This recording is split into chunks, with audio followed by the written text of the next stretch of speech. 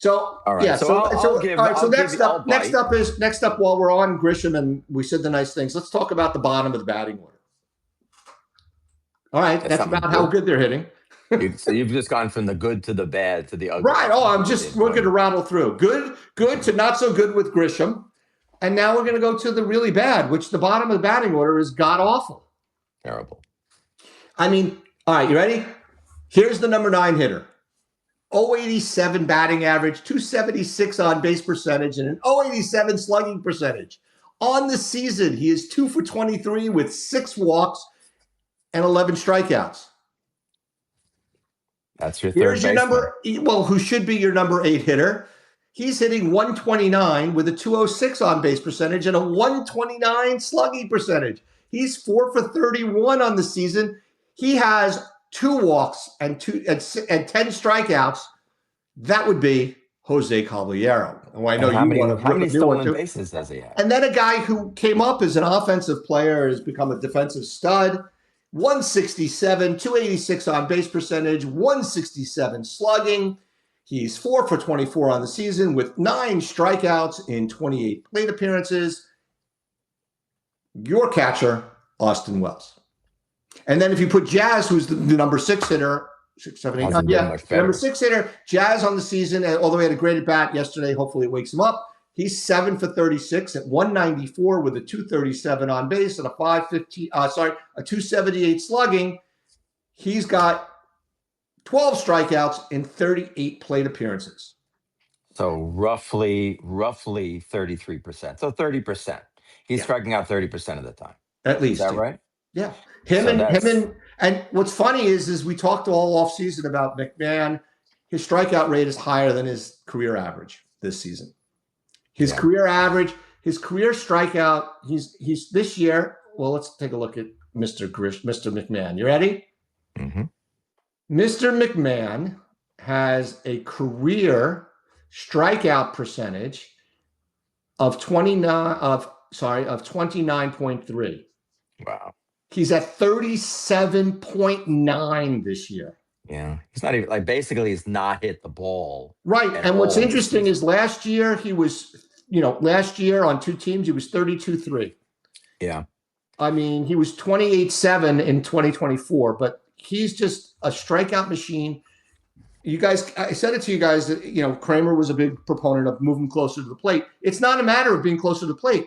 I think he needs his eyes checked. He just misses everything. He misses everything. He misses everything. And I got to tell you, this is terrible. My son couldn't believe it when I told him last night that we've got him for another year. This isn't just now. They're paying, what is that?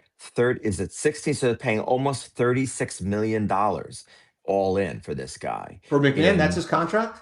He has 216 millions, got this year and next year. There's no buyouts, no nothing. And then he has what they paid him to whatever portion of last year they paid. So you got to think they probably paid about 4 million last year. So, 36 to 38 million for this. And I don't think his defense has been outrageously good this year. He's done well, but he hasn't done anything. He hasn't done anything wrong defensively. But he's also missed a couple that they could have gotten ground balls that got over him. I think what's interesting, somebody's going to steal home against the Yankees because they've clearly moved him back deep, like the way Matt Chapman plays. They've clearly moved him back to play even deeper, and somebody's going to steal home on the Yankees because he's just too deep. And against a left-handed pitcher with a right-handed batter, he's just going to take off for home. Mm-hmm. So we'll see what happens. But yeah, he's 16. You are correct, 16 million. Yankees did pay him 4.2 million last year. There it is. So 38 million altogether to play for this level of productivity. 36, Mr. Math. 32 and 4. Yeah, okay. 36 million. What are they doing? What were they thinking? What was the mindset here? The mindset was he's a stud fielder who they thought they could fix the same way they thought they could fix Joey Gallo. Or as they say in my cousin Vinny, Joey Callow. Callow. That's Jerry Callow. I know it's Jerry Callow. I know. Anyhow, it's just a shame. Terrible. So let's talk about them all. I'm not so worried. I never worry about Wells. He's so important. Does a great job. I keep thinking there's still a bomb. He's still got some power in there. Not worried about him. I'm very He had a good troubled at by bat yesterday. He hit Caballero. the ball deep to left field yesterday. Yeah, I'm very troubled by the shortstop, and I'm gonna go a couple levels here. Don't love his arm. It's just eh. So it doesn't strike me as he's got that. First of all, he's got a second baseman who has a tendency to flip everything. So he doesn't get like nice clean throws from Jazz because Jazz is lazy, catches the ball and does this kind of like little hand flip rather than spinning and giving it a little heft. So he's going to have to be able to move quicker at second when he turns to double play. I also see him go in the hole. Yesterday, went in the hole a couple, maybe it was yesterday or the day before. He went deep in the hole and threw the ball away Right. He threw it over Rice's Rice. head. That was yesterday. So okay, so that maybe it doesn't look like he's comfortable. I don't know what's happening. Is an injury there Listen, or what? but if you look at the play at the plate where he fielded the ground Great ball play. and threw Great a play. rifle to home plate, the difference between that throw and the throws from shortstop are he definitely stepped and threw aggressively. He's not stepping and throwing aggressively from shortstop. Now, And the you think it's question I because have Rice is so bad? is that Rice? Now, Rice had a great game yesterday defensively. Yeah. He had a great game defensively. It was the best I think game he's I've seen getting him play better. defensively. So Sorry, maybe he's think he's getting better, better. but until he can go to his right a little bit better, he made a great scoop. He saved McMahon yesterday. All right, I think I know compared to young Goldschmidt, compared to Tino, compared to Mattingly, these are the best No, ever. Some of these you guys. can't. If you're not going to compare, listen, I agree. You can't compare him to those guys. Um, you can probably compare him to a young Tino because Tino was not a good fielder when he came up. But then when we start talking about the bullpen, I don't want to hear about everything is a struggle because nobody's Mariano either. You can't compare That's right. anybody. Yeah, you're right. I'll give you So that. that's But let me I just agree with finish you. on my Rice point. I The do thing think about Rice, I do think Rice is young and he's new at the position. yeah, And Tino and he was has to awful. Tino play. was He not has to good when he play. first came up to Seattle. No, and he wasn't good when he was a Yankee. First came to the Yankees. Yankees, the fans Something killed happened and him Tino became a very good fielder. because he got better. He learned it. He got better. He But then you got have to comfortable explain to me playing how where he was. Teixeira got worse when he got on the Yankees because That's a Teixeira good. used to be Every good and then he aspect of stunk. Teixeira got worse Yeah. when he was with the Yankees. But I think that what I think you have here is we have to have him in the lineup. Not going to be catching. We Oh, he don't want has him to be in the catching. lineup because the guy's just out of control. Yeah, And you know me, I was he's the one that was all in on trading his butt. yeah, yeah. So, do I Love the think he guy. can keep it up? No, of course not. Nobody's going to hit 370 with a 1380 slugging percentage. No, It's just not going to happen. Not even Judge is going to do that. He might have that slugging percentage, but he's not going to do that. It's just that Rice is not going to. Rice is. I mean, if Rice hits 30 home runs this year, that'd be fantastic. It's better than I thought he could do. And I he think is he's hitting the going to ball do hard, and well they're not better than catching that. it. So as long as he I, keeps hitting it hard, I think we see a 40 110 guy before too long. I think he's got 40 home runs in him. well, he may have 40 home runs. The 110 obviously depends on everything else. Do you realize that Judge has only walked 3 times this year? That's really And what's surprising. really funny though is who bats right in front of Rice? That would be Bellinger, right? Bellinger. Guess who's Yeah, leading the team in walks? Bellinger. He's tied with our man Gus Grisham. Mm-hmm. He's got 9 Mm-hmm. walks, as does Rice now, because they're not. I mean, think about it. Judge has 3 walks, and the 2 guys behind him have 9 each, and the guy in front of him has 9. And no thoughts about putting Bellinger back in the leadoff spot. No, No, not right no. now. You can't take Chisholm. I mean, you can't take Grisham out of there. He's getting on base at a Well, when 370 Grisham goes clip. back to being Grisham, When he goes back to being Grisham, I'm all for it. But right now, you can't take Grisham out of the leadoff spot. Look, I can't believe I'm defending the guy. Good for you. Good for him. The guy deserves some defense. He's not getting much. Yeah. And people aren't yelling for his head anymore because he's doing something No, that they're he's yelling. supposed They're to do. yelling for McMahon's head and Jazz's head.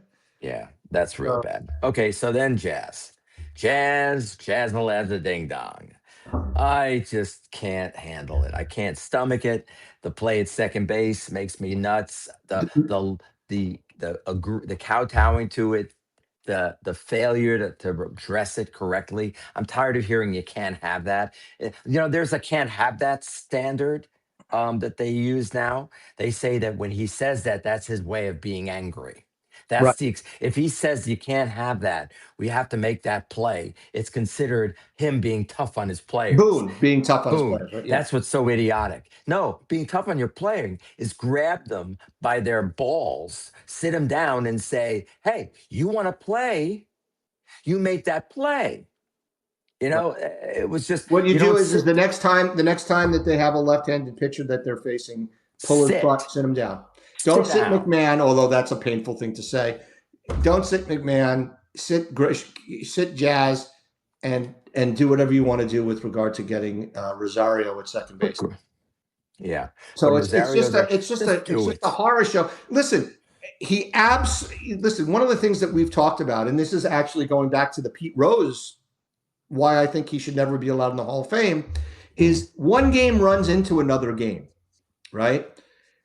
My belief on Pete Rose and why he shouldn't be in the Hall of Fame, his actions are all in the Hall of Fame with regard to his hits and everything that he accomplished on the field. But why he shouldn't be in the Hall of Fame is because if he bet on the Reds to win, which he always, I will say to my dying day, Pete Rose bet on the Reds to win. He would manage the day that he bets on the Reds one way, and then the next day he wouldn't bet on the Reds because all of a sudden he didn't have Charlton and the other guys available because even though they had a 5-run lead, he put in his best relief pitchers. That's right. So what Chisholm did on what game did you go to? You went to the game on Saturday night.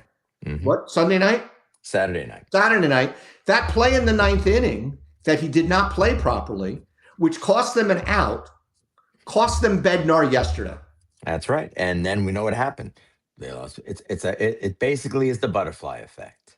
Exactly. And this is it. That game they should never have lost yesterday's game based on, again, you never know what Bednar is going to do.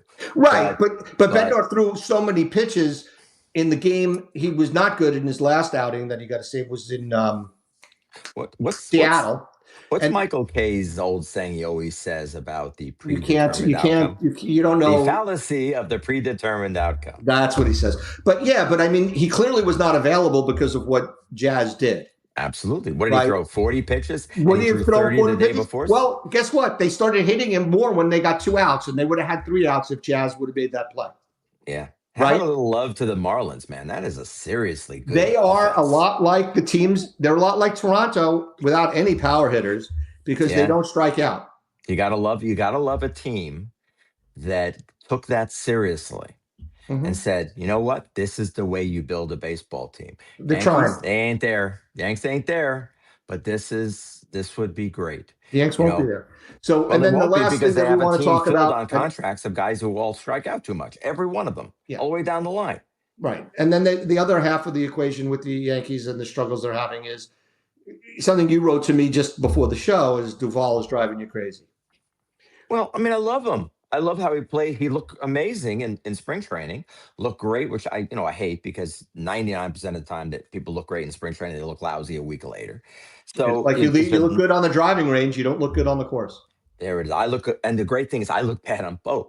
So that's what's great. I look bad driving range and I look bad on the course. I look even worse.